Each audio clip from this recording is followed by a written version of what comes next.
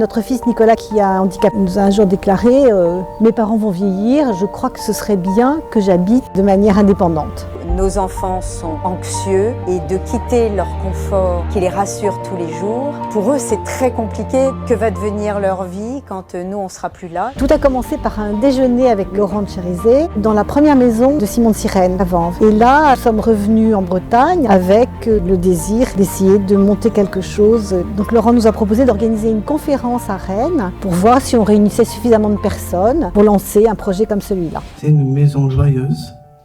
Des beaux moments ensemble, préparer les repas, manger, discuter. Et alors Fabien lui dit « Et quand je mange, je suis lent. » Mais à Simon de Sirène, avec mes amis, le repas dure plus longtemps.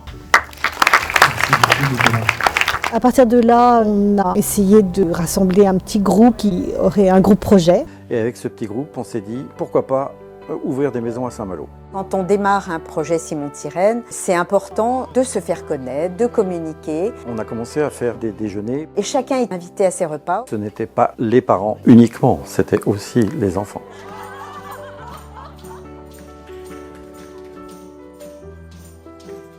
Au départ, c'était une fois par mois. On a appelé petit à petit des bénévoles pour nous rejoindre et pour nous aider pour l'organisation. On va monter les épaules.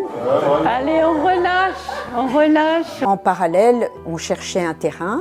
Et moi, à cette époque-là, je vivais dans la maison qui s'appelle Quai Amélie. Peu à peu, le nombre a diminué à 7, à 6, à 5. Donc, nous, notre idée, c'était de valoriser une maison qui n'était pas neuve du tout et d'en faire quelque chose de plus utile que la résidence pour une ou deux personnes. On a été présenter notre projet à tous leurs conseils économiques. Au départ, on pensait effectivement qu'on allait acheter le terrain. Elles nous ont dit mais non, c'est un cadeau. Ça dit un peu notre joie d'accueillir le projet sur le grand site ici. Je crois que j'en ai pleuré. Ça a été une énorme émotion. On s'est dit, bon allez, on retrousse nos manches et on s'y met, on attaque. Donc il y a eu la recherche du bailleur social, puisque le bailleur se chargeait de construire les maisons. Faire appel à un bailleur social permet d'octroyer aux résidents l'APL. Également, nous avons accès à des prêts particuliers qui sont issus du livret A et donc à des taux préférentiels qui permettent d'avoir des annuités moins importantes sur ce type d'opération. C'est financier et puis on a un savoir-faire puisque nous avons quelques dizaines d'EHPAD au sein de la Rance. Pour que les loyers de nos habitants ne soient pas exorbitants, on est obligé d'aller chercher des fonds propres pour compléter le budget de construction. Chacun peut activer ses réseaux. On connaît tous une entreprise, on a tous quelqu'un qui connaît quelqu'un. Quand on a rencontré Natacha Savy, on a vu avec beaucoup de simplicité cette détermination à vouloir réaliser Simon de Sirène.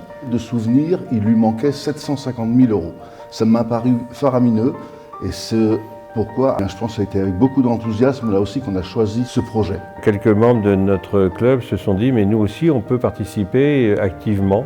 Il ne suffit pas de collecter des fonds et remettre un chèque, nous avons voulu également nous investir et un certain nombre de personnes ont travaillé à des travaux de maçonnerie. En fait, c'était une chance pour le Lions Club parce que ça nous a développé une réelle implication et une dynamique que nous avions besoin. Alors ensuite, évidemment, il faut les autorisations, il faut le permis de construire. Et on a de la chance parce que le maire était quand même favorable à ce projet. 2, 3 personnes, peut-être un petit peu plus au départ, sans argent, sans rien du tout. Eh bien, il fallait soulever des montagnes pour pouvoir arriver à faire aboutir le projet. Le ralliement à Simon de Sirène donner de la crédibilité au projet. C'est vrai que sans la fédération, on ne se serait jamais lancé dans ce projet. Et membres de l'association Simon de Sirène de Saint-Malo ont réussi à le faire parce que je crois qu'ils sont dotés de grandes convictions d'abord, mais également dans cette association, il y a une immense générosité qui n'a fait que croître au fil des années. Pour l'obtention du SAD interne, c'est que les accompagnants valides qui aident nos compagnons en situation de handicap pour tous les gestes de la vie quotidienne vivent sur place.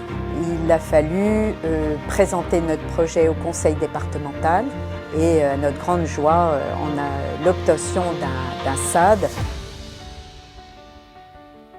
Grâce à tous ces maillons qui forment une chaîne amicale, soutenante, on oublie la fatigue. Je crois que ça nous donne des ailes et c'est grâce à ça qu'on arrive à escalader la montagne. Le sommet n'est pas très loin et le paysage commence à être très très beau.